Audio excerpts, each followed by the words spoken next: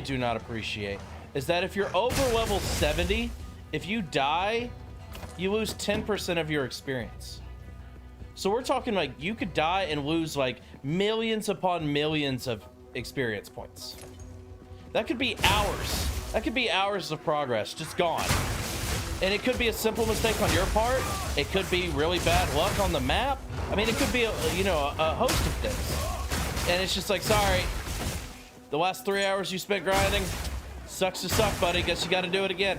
I don't like that. I feel like it's too harsh on the players, because this is a very grindy game when you get to end game.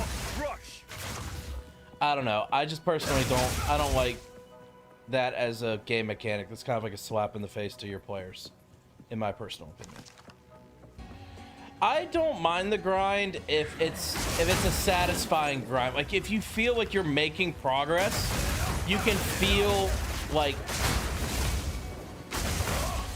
basically, if you can feel the fruits of your labor. You're like, I went from struggling in this area, now I'm, making progress, I'm starting to be able to hold my own, and then, okay, now I'm at the point where I can handle this area and I can move on to the next challenge. That loop is very satisfying for me. I appreciate that loop. I appreciate that about grinding.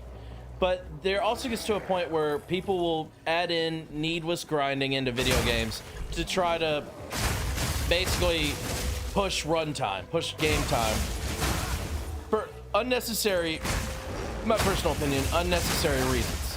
If you make it satisfying but not like it's a chore, if it feels like it's a part-time job, I'm not a fan of that. It's got to be rewarding. I feel like with how busy everyone's schedule is these days, not everyone has time to be able to put in 10, 15, 20 hours in a week, let alone, longer than that. Like, a lot of people are like, okay, I could play this game for an hour or two, and then I have to hop off. And if they hop off after an hour or two and they don't feel like they made any progress, what is the reward for them coming back? How can you justify them coming back and putting in another 2 hours the next night? It's grinding is okay in my opinion as a concept, but there's right ways and wrong ways to do it. If it feels like you're punishing your player base to pad runtime, I wholly disagree with that as a thought process. Like, I'm not asking to basically, hand the players OP stuff. They should work for it if they want to get to that point where they're, god tier and they're destroying all the content in the game. I have no problem with that. But something like that death mechanic, losing 10% of your experience every death. Why would they ever want to push to fight harder content in the game that they're not 100% certain they can destroy in 0.2 seconds? Why would they ever want to do that? Because it's a risk to them losing hard fought progress in the video game. And I just don't like that. I do not like that. They always make the end levels too long to reach. Go here, kill that boss, rinse and repeat. It's why I quit WoW. I don't blame you. Chanson is every RPG endgame phase. You're not wrong. I've gotten into endgame for a lot of these games recently, so maybe that's why that's on my top of mind. Just make bosses harder rather than having people redo the entire story. I get it. Yeah, I get that completely. And I agree. And harder doesn't always mean just bloating their stats so where their stats sponges. I think what would be really cool from and I don't know how difficult this would be because I'm obviously not a game developer, but I think it'd be really cool is if the AI of the boss and the mechanics of the boss got better. Like, for instance, first time you fight a boss in the story, let's say, it's got level 1 AI. It's got 4 combo strings, 5 combo strings, whatever the number is, and it's able to do those combo strings and not have a whole lot of extra flexibility with that, right? And then once you end up fighting that boss later down the road, like into end game, give it a new title, give it a new color palette, whatever the hell you want to do, but have the core mechanics that it already had when you first fought it and those combo strings, and add to it. Make it smarter. Make it have an extra 3 or 4 different combo, you know, strings. Make it so where it understands spacing better, or it knows how, like, if it, for instance, if there's an area where it's like close to a cliff, it knows it can now then push you off the cliff. Something along those lines. Yes, it would still have to have more health and hit harder because you are in game, you have in-game gear. So like, yeah, I get that, but don't just bloat the health to just an absolutely insane degree, so where instead of it taking me 5 minutes to kill the boss, now it takes me 25 minutes to kill the boss, even though I have the boss's attack patterns memorized. So like, at that point it's a chore. I just have to wait. I have to wait till I eventually kill the thing. It's not any harder per se. Instead of it attacking you and doing 100 damage, now it attacks you and does 200 damage. Technically, that's a quote-unquote more difficult boss because it hits harder. And it might have 300 more HP than the last time you fought it. But it's still not... It's not a satisfying reuse of that boss. You see what I'm saying? That's one of the main reasons why I absolutely love From Software games. Almost all of their bosses, especially with the most recent games that they've released, have some sort of mechanics that make them unique compared to all the rest of the bosses. They have like a couple really crazy combo finishers that other bosses might not have. They might be more mobile, or they might be much larger and tankier and hit really hard, but they move slower. But the boss designs from Software games are top tier. They strike the right balance of difficulty to me, where yes, they hit hard, yes, they're difficult, yes, they have HP, but they're also an incredibly well designed boss. So you get to the point where it's like you fight it 10-15 times, you're learning its patterns, you're learning its tells, you're learning everything in and out. I mean, you know what the fuck the boss had for breakfast that morning, you know it so well. So you get to the point where once you do finally overcome it, it truly feels like it was a hard fought victory and you earned that win. It wasn't just, oh, it's bloated health and you just stand there in the back just poking it in the ass. It's like, oh, well, I gotta stand here for another 10-15 minutes just like stabbing it till eventually it dies. It's like, no, you had to earn that win. And that's what always keeps me coming back to these games, is just how well designed and well thought out their bosses are and the structure of the fight. And when you finally win, the level of satisfaction you feel when you finally take down a really difficult From Software boss is a feeling no other game has truly ever been able to reach with me. Hey, here's 15 hours of gameplay, now do it again 20 times. Yeah, no stat bloating, just smaller dodge windows and stuff. Maybe give boss extra moves. Basically what I had to do for Xenoverse to get the stupid transformations. True. Xenoverse was trash. I was hoping it would be what Sparking Zero is, and they ruined it. Xenoverse 2 was my only DBZ game. Oh, wow. That's wild. Get rid of that trash and get Sparking Zero. Yeah, you get fucking stronger gear to hit harder, yet you don't get the satisfaction because they just level every enemy up so it feels like you're level 1 again. See, that does not... You're spot on. That is not the way. That's not how it should be designed. Yes, I will get the game that died in 2 weeks and wait 2 years for a Dragon Ball Daima DLC and watch the game die again. You're not wrong. Game never died. What are you talking about? And this year's Daima DLC. They lost 80% of its player base in a week. This man talking good about Xenoverse 2, but ripping on Sparking. Oh boy. I used exaggerations. You started ripping on Xenoverse 2. Oh boy. Gentlemen, it's not that serious, I promise. I think both games are solid in their own right.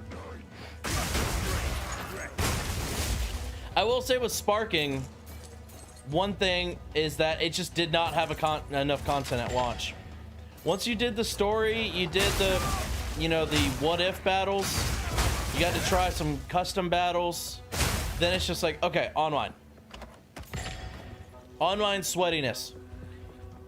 Congratulations, you have to fight up the pyramid of 12-year-old virgins that have never seen a woman in real life. All they have is time and ridiculous amounts of endurance to just put into grinding the absolute fuck out of the game. Oh, and by the way, every single one of them is gonna choose the most broken characters possible. Good luck, have fun.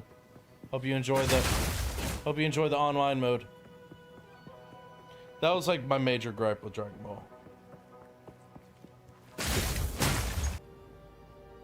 That game is interesting because it's basically a couch co-op game from the PS2, PS3 era that's wrapped in a 2025 package.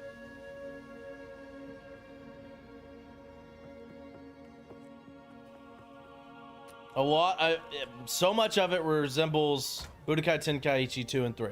And those are like historically beloved games. And I agree. I love those games. I absolutely love those games.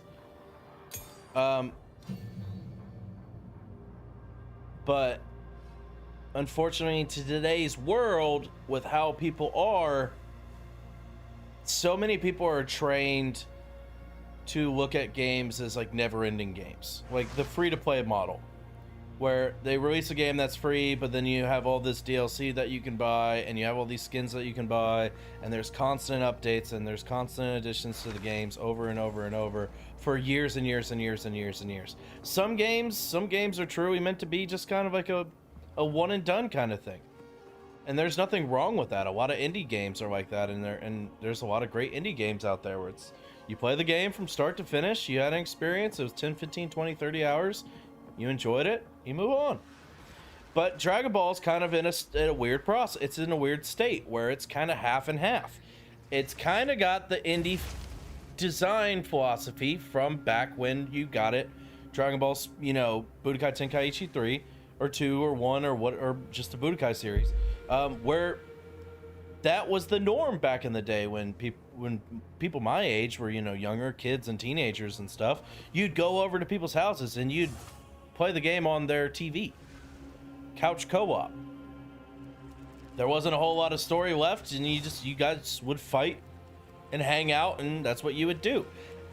That's not as much of the gaming culture anymore, of going to each other's houses and playing games on the TV. Now everything's online. So they try to kind of do a little bit of both. It's a game that keeps getting updates and extras and DLCs and stuff. It's a live service game. But at the same time, the soul of the game is a couch co-op experience. So it's kind of stuck in the middle. Got a little bit of this, got a little bit of that. And it's kind of a tough place to be in. Shocking. Yeah, I know. That's what I'm saying. Tenkaichi games played better than Sparking. A lot of games played better than Sparking. A lot of games back then, whenever they were released, they were finished. There was no day one patch. Don't even get me started on that rabbit hole, because I'll go down a whole freaking monologue on that structure. I hate that structure. Hey, we're going to release a game that isn't quite finished, but, play it now. It's broken, but we'll release patches every couple of months to hopefully fix it to get to the point where the game should have been to begin with. Have fun. I don't like that. I do not like that at all. I do not like that philosophy.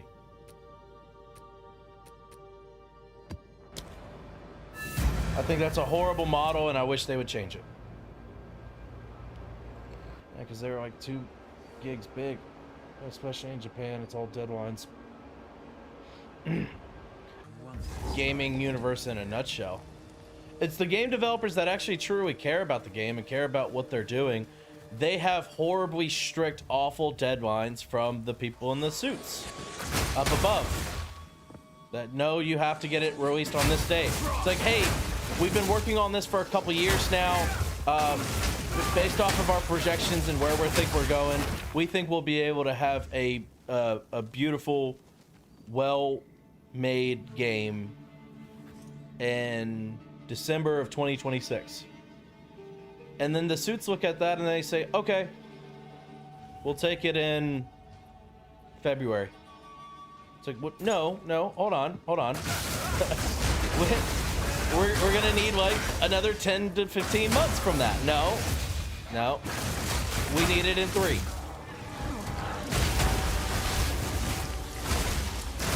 We have to appease our shareholders. We need the game in 3 months. It'll take us 15 months to make it right. Nope. Put it out now.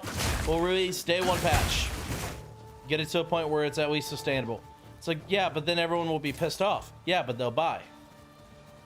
And as long as they buy, that's all we care about. I hate that. The same thing that happened with Monster Hunter Wilds. It is a broken mess right now at release for PC. The fact that there's a lot of people out there that have the 4000 series in their GPUs and have 64 gigabytes of RAM and 12 gigabytes of VRAM and these crazy beefed out computers, and they're struggling to get 60 frames per second. That's a video game problem. That is a developer problem. That should not be the standard these days. And I get it's a lot more difficult to try to